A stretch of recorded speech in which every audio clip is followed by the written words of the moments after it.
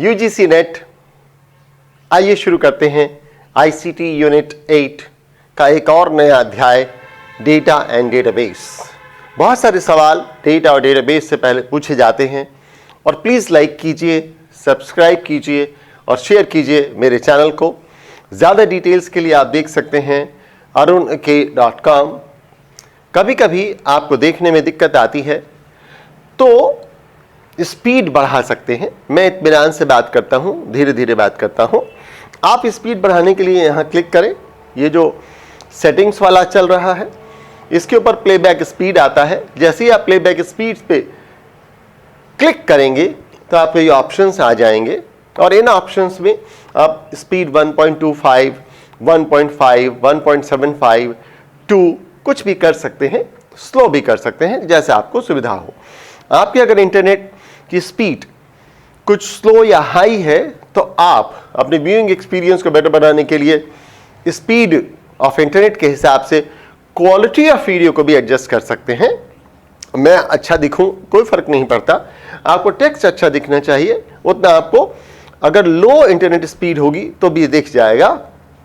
आप ऑटोमेटिक पे कर सकते हैं, आप 144 पिक्सल्स पे कर सकते हैं, आप 360 पिक्सल्स पे कर सकते हैं, 720 पे कर सकते हैं या हाई डेंसिटी पे कर सकते हैं। आइए देखें कि आज हम इसमें क्या क्या समझने जा रहे हैं।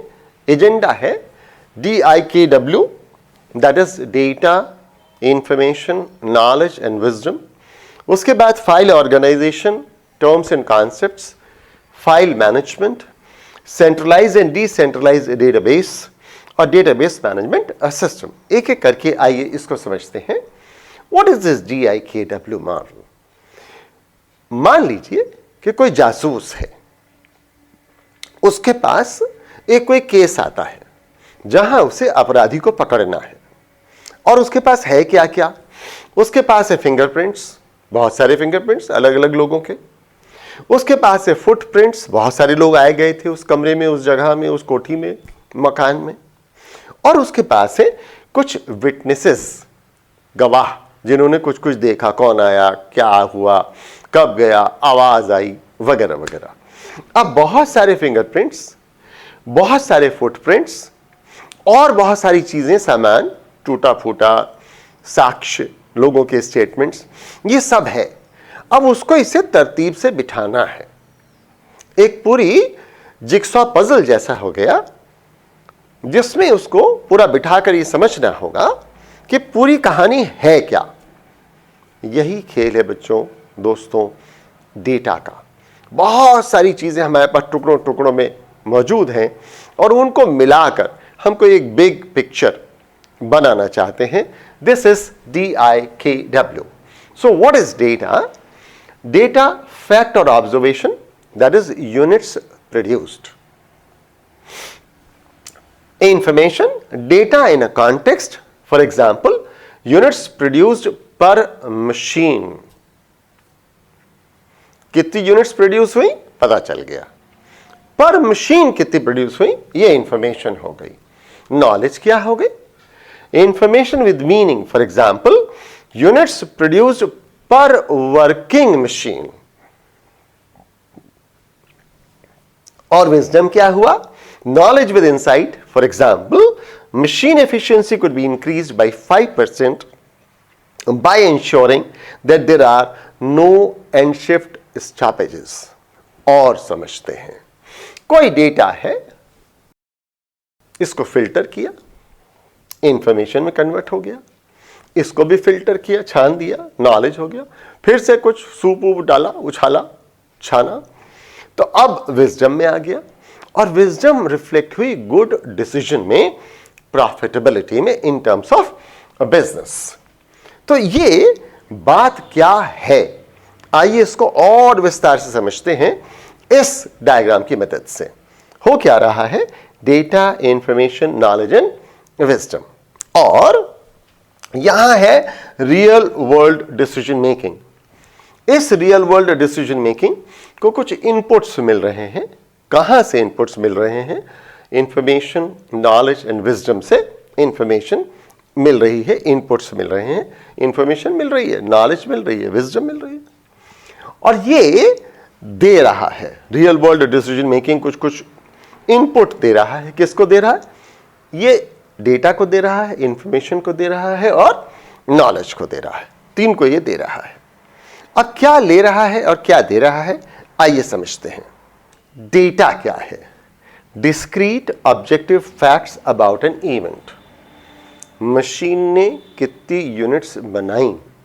डिस्क्रीट है, ऑब्जेक्टिव है और फैक्ट है और इवेंट के बारे में है। ये हमने इकट्ठा करके सारा दे दिया यहां। किसको? इंफॉर्मेशन वालों को। इंफॉर्मेशन वाले जाने, क्या जाने? अब वो क्या कर रहे हैं? इसको कनेक्ट कर रहे हैं, कैटेगराइज कर रहे हैं, कैलकुलेट कर रहे हैं, करेक्ट कर रहे हैं और कंडेंस कर दे रहे हैं, एक जगह इकट्ठा कर दे रहे हैं। किस दृष्टि से? Who, what, where, how many, when, why, ये इतने सारे सवालों के जवाब मिल जाए, इस तरह से ये चीजों को इकट्ठा कर ले रहे हैं।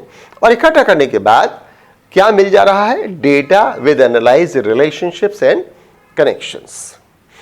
अब इन्होंने data with analyse relationship and connections को दे दिया। किसको दे दिया? नॉलेज वालों को। एक डेटा वाले थे, एक इंफॉर्मेशन वाले थे। इंफॉर्मेशन वालों को कुछ मिला, उन्होंने कुछ किया। क्या किया? ये किया। करने के बाद क्या किया? नॉलेज वालों को दे दिया। नॉलेज वालों ने क्या किया? इसको कॉन्टेक्चुअलाइज किया, कंपेयर किया, एक्शन इन्फॉर्म्ड बना दिया, इसके कॉन्सिक्वेंसेस देखे और इसमें से कुछ बदल दिया, कन्वर्सेशंस निकाली, कुछ बातचीत समझी बूझी, और ये हो गई कॉन्टेक्चुअलाइज्ड इंफॉर्मेशन। ये इंफॉर्मेशन वालों ने किया, यानी इन्होंने पता क्या लगाया? हाउ। बहुत सारे सवालों के जवाब यहां मिले डेटा से इंफॉर्मेशन में ले जाने में। इंफॉर्मेशन इतने सारे खोज लिए, अब इंफॉर्मेशन से ये सब मिला, नॉलेज वालों ने हाउ निकाल लिया। और नॉलेज वालों ने जब ये हाउ निकाल कर दे दिया, कॉन्टेक्चुअलाइज्ड इंफॉर्मेशन दे दी विजडम वालों को, तो इन्होंने क्या करना शुरू किया? इसको अप्लाई करना शुरू किया, इस पर दिमाग लगाना शुरू किया, इसको कहीं कहीं लगाया, जोड़ा, घटाया, इससे वैल्यूज निकाली, बिलीफ्स निकाले, वाई डू पर आ गए और अंडरस्टैंडिंग आने के बाद डिसीजन लेने शुरू कर दिए। तो मित्रों, ये हुआ हमारा DIKW मॉडल। इस DIKW मॉडल से रियल वर्ल्ड डिसीजन मेकिंग हो रही है। जैसा कि मैंने आपको बताया, रियल वर्ल्ड डिसीजन मेकिंग को इंफॉर्मेशन, नॉलेज एंड विजडम मिल रही है और रियल वर्ल्ड डिसीजन मेकिंग से हमें evaluated, observed, feedback, researched information मिली, जो कहां कहां इस्तेमाल हुई? डेटा में, इंफॉर्मेशन में और नॉलेज में। इस तरह से ये DIKW मॉडल चला। आइए आगे की बात करते हैं। फाइल ऑर्गेनाइजेशन टर्म्स को समझते हैं। फाइल ऑर्गेनाइजेशन टर्म्स क्या हैं? एक तो है सबसे छोटे लेवल पे हमारे पास बिट। ये है बिट। बिट आ गई हमारे पास, दिस इज बिट। बिट के बाद अगला है हमारे पास बाइट। सबसे नीचे है बिट, यानी 0 या 1। उसके ऊपर है बाइट, यानी 8 बिट्स मिलाकर। ये बिट्स मिलाकर बन गई फील्ड। कुछ कुछ बिट्स मिलाई, 2, 4, 6, 10। आपको अरुण लिखना है। एक वीडियो में आपको पहले बता चुके हैं कि ए में कौन से आस्की कैरेक्टर्स आएंगे। तो 4 आस्की कैरेक्टर्स यानी 4 बाइट बनाई, तो एक फील्ड हो गई अरुण की। फर्स्ट नेम, इसी तरह से first name, second name, last name, address, email ID, telephone number, date of birth, सब मिलाकर बन गया रिकॉर्ड। इसी तरह से बहुत सारे लोगों के रिकॉर्ड जब इकट्ठे कर लिए तो वो हो गई फाइल। ये दोस्तों हमारे सामने बात आई बिट, बाइट, फील्ड, रिकॉर्ड की।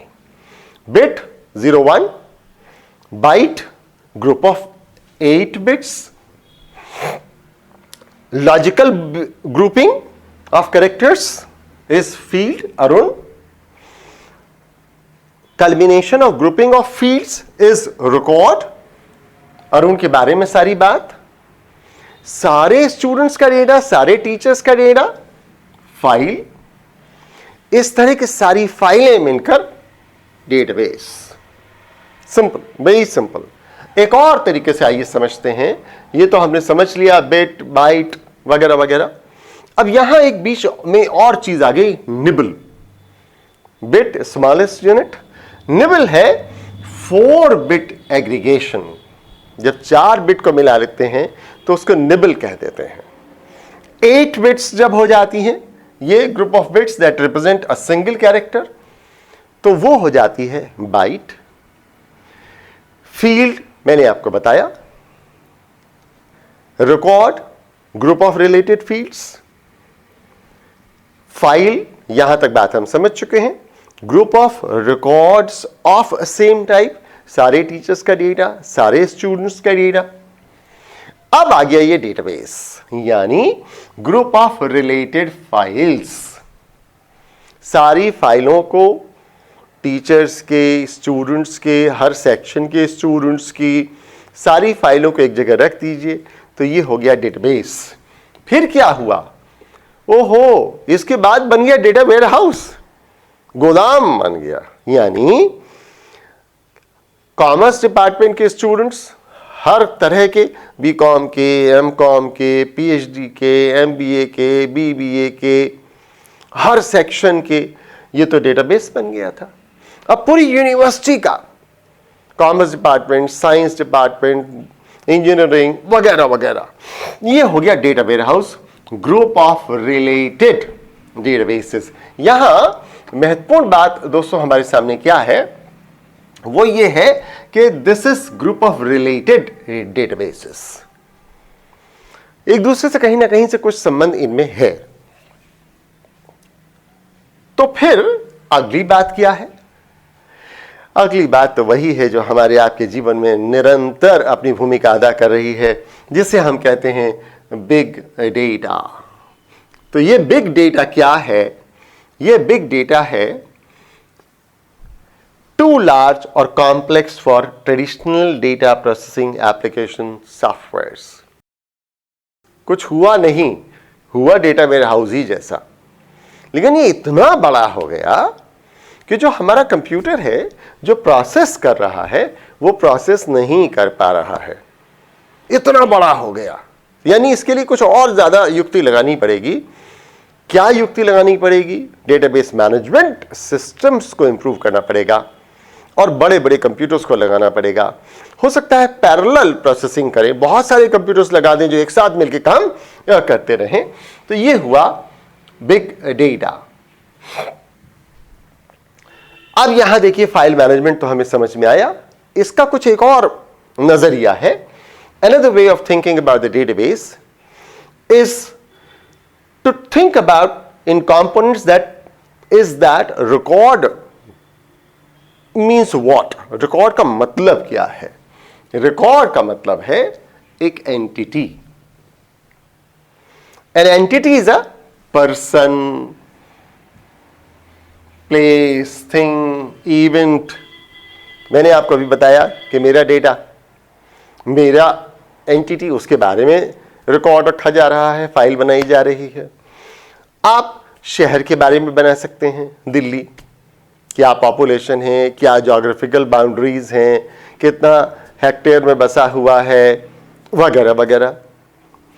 आप लोगों, थिंग्स के बारे में बता सकते हैं, कितनी कमीजें हैं दुकान में, किस किस रंग की हैं, किस किस साइज की हैं. इवेंट्स के बारे में बता सकते हैं कि पहली कॉन्फ्रेंस कब हुई थी, दूसरी कॉन्फ्रेंस कब हुई थी, वगैरह वगैरह. ये एंटिटी है. Each characteristics of a quality describes अब a particular entity is called attribute. इसका एट्रीब्यूट क्या है? स्टूडेंट्स हैं. अब इसमें अलग अलग भी हम कर सकते हैं. ए पॉजिटिव ब्लड ग्रुप का एट्रीब्यूट रखने वाले स्टूडेंट्स की एक नई फाइल बना लो, फाइल मैनेजमेंट. ब्लड ग्रुप के हिसाब से बना लो, एज ग्रुप के हिसाब से बना लो, हाइट के हिसाब से बना लो, वेट के हिसाब से बना लो। अब देखिए क्या हो रहा है, एंटिटी है, एंटिटी क्या है, पर्सन प्लेस थिंग, और कोई एक एट्रीब्यूट है और उस एट्रीब्यूट की मदद से हम फाइल को मैनेज कर ले जा रहे हैं। Every record in a file is containing at least one field that is uniquely identifies, defines the characteristic of that entity। उस एंटिटी के बारे में वो कुछ न कुछ खास बात बता रही है। इसको हम क्या कह रहे हैं, इसको हम कह रहे हैं प्राइमरी की। ए पॉजिटिव वाले, अब ए पॉजिटिव प्राइमरी की हो गई, हम किस पर ढूंढ रहे हैं, ए पॉजिटिव वालों पर। हम कहते हैं 2000 में पैदा हुए बच्चे, क्या प्राइमरी की हो गई, those who were born in 2000 primary की। तो सेकेंडरी की क्या हो गई, इस पर डिपेंडेंट दूसरी फील्ड्स, इस पर निर्भर करने वाली दूसरी फील्ड्स वो कौन कौन सी हैं। हमने कहा ए पॉजिटिव में कौन है, एक अरुण कुमार है, उसकी उम्र क्या है, वगैरह वगैरह, इसने कब ब्लड डोनेट किया था पिछली बार।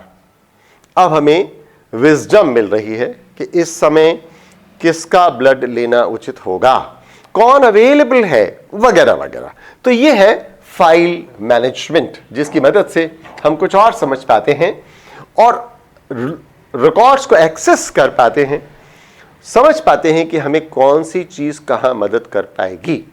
अब ये जब एक्सेस करते हैं तो हम कैसे एक्सेस करें, हम सीक्वेंशियली एक्सेस कर सकते हैं।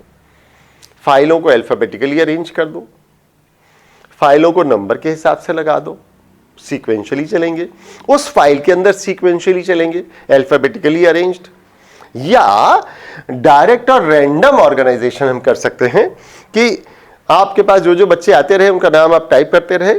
अब ये डायरेक्ट है, सीक्वेंशियली ऑर्गेनाइज नहीं है। अब आप ढूंढ रहे भाई दीपक कहां है, सुरेश कहां है, महेश कहां है, अब ढूंढिए। ये क्या हुआ, डायरेक्ट और रैंडम। और सीक्वेंशियली अरेंज माने आपने अल्फाबेटिकली अरेंज कर दिया था। इंडेक्स सीक्वेंशियली एक्सेस हो सकता है, तो सीक्वेंस किया और उसको किसी पैरामीटर पे इंडेक्स कर दिया। कैसे इंडेक्स कर दिया, डेट ऑफ बर्थ पे इंडेक्स कर दिया, नेम पे इंडेक्स कर दिया, ब्लड ग्रुप के हिसाब से इंडेक्स कर दिया। और कैसे हो सकता है, डायरेक्ट फाइल एक्सेस मेथड जो हमने अभी समझा, तो वहां सर्च कर लिया, कुछ पैरामीटर्स दे दिए। अब ये सर्च करेगा, क्या सर्च करेगा, एक कोई की फील्ड को सर्च करेगा to locate the physical address of a record. ये रिकॉर्ड किस नंबर पर है, ये सर्च कर लेगा। ये डायरेक्ट फाइल एक्सेस मेथड हुआ, ये एल्गोरिथम पर बेस्ड चल रहा है। फाइल जब हम अपने पास रखते हैं कोई भी, तो उसमें डेटा होता है। जब वो डेटा होता है तो उसके साथ कुछ समस्याएं होती हैं। क्या समस्या होती है, एक समस्या है डेटा रिडंडेंसी की। रिडंडेंसी का क्या मतलब है कि वही डेटा कई जगह बार बार आपने रखा हुआ है। आप भी देखते होंगे, एक डायरी बनाई, उसमें कुछ कुछ लिखा, फिर सोचा कि नहीं लाओ मोबाइल पे टाइप कर लेते हैं, मोबाइल पे टाइप कर लिया, फिर हुआ कि नहीं यार एक लैपटॉप पे फाइल बना लेते हैं। लैपटॉप में कई फाइलें बन गई, कभी कोई फाइल बनी, कभी कोई फाइल बनी, किसी फाइल में कुछ जोड़ दिया, किसी फाइल से कुछ घटा दिया। ये हुआ data redundancy, duplication. As applications and their data files were created by different programmers over a period of time, the same data could be duplicated. यही है redundancy, duplicated. Data inconsistency, किसी फाइल में कोई डेटा है, किसी file में दूसरा data है।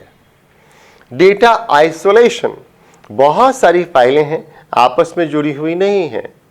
एक बार स्टूडेंट्स का रिकॉर्ड बनाया डेट ऑफ बर्थ के साथ, दूसरी बार फिर से स्टूडेंट्स का रिकॉर्ड बनाया, एक नई फाइल बना दिया जहां उनका ब्लड ग्रुप लिखा, तीसरी एक और फाइल बना दी जिसमें उनकी प्रीवियस क्वालिफिकेशन लिखी।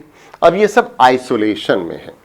आइसोलेशन का मतलब क्या कि अरुण कुमार के बारे में या किसी एक पर्टिकुलर स्टूडेंट के बारे में जब आप सारी बातें जानना चाहते हैं, तीनों वेरिएबल्स जानना चाहते हैं, तो वो एक जगह मिल ही नहीं रहे हैं। एज देखनी है तो कहीं और जाइए, ब्लड ग्रुप देखना है तो दूसरी फाइल खोलिए, हाइट देखनी है तो तीसरी फाइल खोलिए, प्रीवियस एजुकेशनल क्वालिफिकेशन देखनी है तो एक चौथी फाइल खोलिए। This is something known as data isolation. फिर एक टर्म हमारे पास दोस्तों आता है, वो है डेटा इंटीग्रिटी। ये डेटा इंटीग्रिटी क्या है कि कौन सा डेटा पूरा है, जो ये बात बता दे रहा है वही बात है। Problems propagate more easily across multiple data files. बहुत सारी डेटा फाइल्स हैं, कहीं कुछ ब्लड ग्रुप पड़ा हुआ है, कहीं कोई ब्लड ग्रुप पड़ा हुआ है, पता लगा कौन सी फाइल में गलत है, कौन सी फाइल में सही है, किसका गलत हो गया था, किसका सही हो गया था, कुछ समझ में नहीं आ रहा है। So this is the problem of data integrity. फिर आइए एक और कॉन्सेप्ट समझते हैं, जिसको हम कह रहे हैं डेटा सेंट्रलाइज्ड और डिसेंट्रलाइज्ड। सेंट्रलाइज्ड कब है? जब एक कोई बड़ा कंप्यूटर है और उससे जुड़े हुए तमाम कंप्यूटर्स हैं जो अलग अलग शहरों में, यहां देखिए कहता है users New York, users Los Angeles, users Kansas city, users Chicago. तो कहां कहां हैं यूजर्स, उसके हिसाब से सेंट्रलाइज्ड डेटाबेस हमने बनाया। अब अगर एक सेंट्रलाइज्ड डेटाबेस है तो दूसरा इसका मतलब डिसेंट्रलाइज होगा। तो डिसेंट्रलाइज क्या है कि न्यूयॉर्क के यूजर्स न्यूयॉर्क में अपने डेटाबेस रखते हैं, शिकागो के यूजर्स शिकागो में डेटाबेस रखते हैं, और फिर ये सेंट्रलाइज लोकेशन पर जाता है। तो इसको दोस्तों कहते हैं decentralised database, decentralised file management, data management, decentralised distributed database.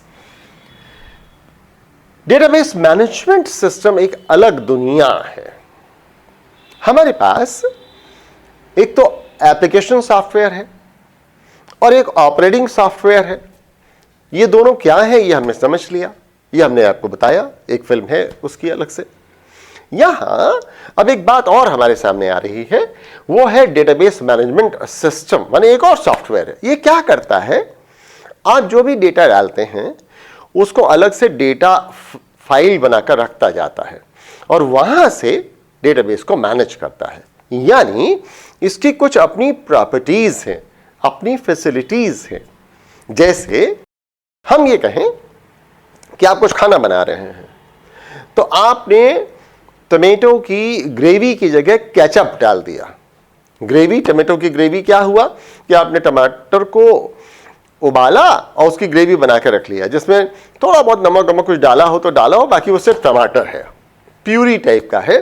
जिस भी खाने में चाहें आप टमाटर डाल दें और उसमें आप जो मसाला डालेंगे वो इस प्यूरी में भी आ जाएगा, ग्रेवी में भी आ जाएगा।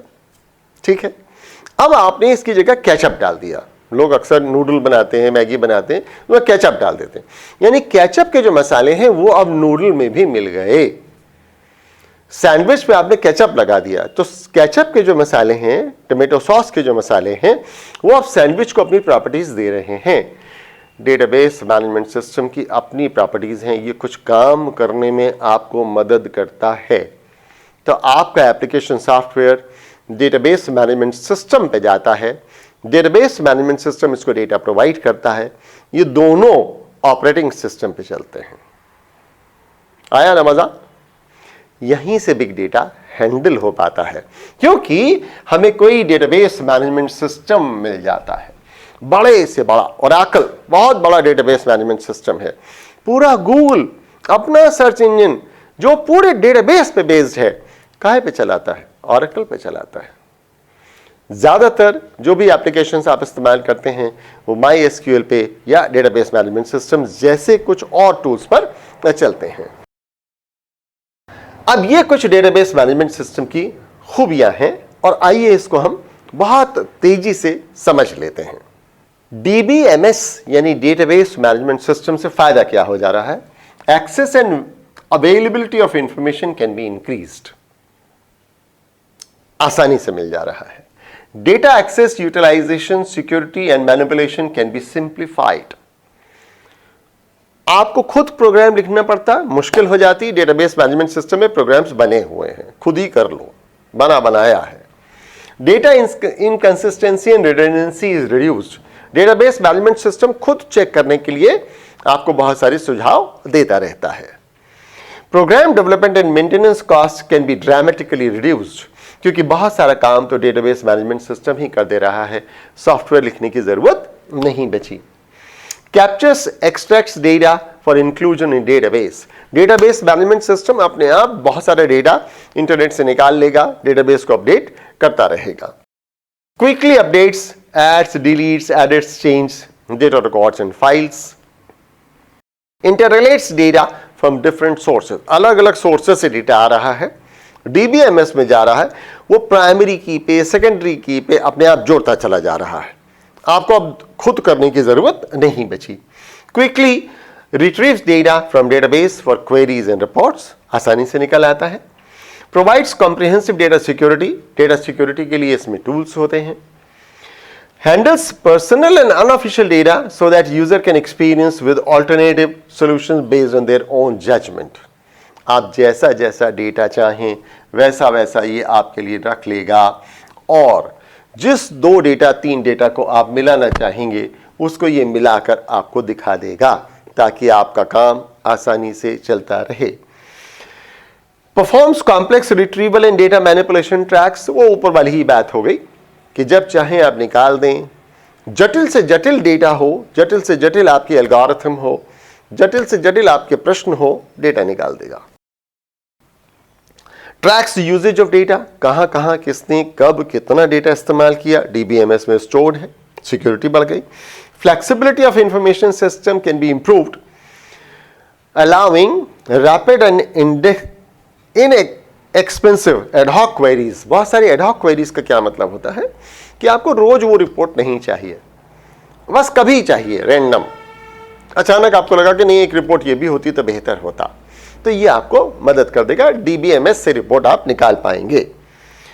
और ये एप्लीकेशन इस dependence can be reduced by separation of logical views of data from its physical structure and location. Programmer के सामने ये दिक्कत आती है, आपके लिए बहुत महत्वपूर्ण नहीं है, कि डेटा फिजिकली हार्ड डिस्क में कहां रखा हुआ है।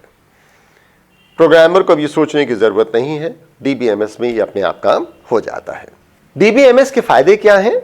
Improved strategic use of corporate data, reduce complexity of organisation into information. कुछ कुछ जो बात हमने अभी पिछली स्लाइड में समझी थी, वही बातें इसमें आ रही हैं, घूम फिर के बेनिफिट्स हमें वही मिल रहे हैं। रिड्यूस डेटा रिडंडेंसी, रिडंडेंसी क्या है आप समझ रहे हैं। डेटा इंटीग्रिटी बढ़ जा रही है, enhanced data integrity. Application data independence, software अलग है, डेटाबेस मैनेजमेंट अलग है। इंप्रूव्ड सिक्योरिटी है, रिड्यूस एप्लीकेशन डेवलपमेंट कॉस्ट है, एफर्ट्स हैं, improved flexibility of information systems हैं, और increased access in availability of data and information है। इतनी बातें दोस्तों हमारी हुई डेटा से रिलेटेड। आप मेरे वीडियोस को लाइक कीजिए, सब्सक्राइब कीजिए, शेयर कीजिए, और लगातार इस तरह के वीडियोस को देखते रहने के लिए आइए www.arunk.com पे, www.arunk.com पर आपको इस तरह के तमाम वीडियोस की लिस्ट मिलती रहती है, जहां आप देख पाते हैं इस तरह के बहुत सारे वीडियोस। सो ये है www.arunk.com। Thank you very much दोस्तों, पढ़ते रहिए, आगे बढ़ते रहिए, तैयारी करते रहिए।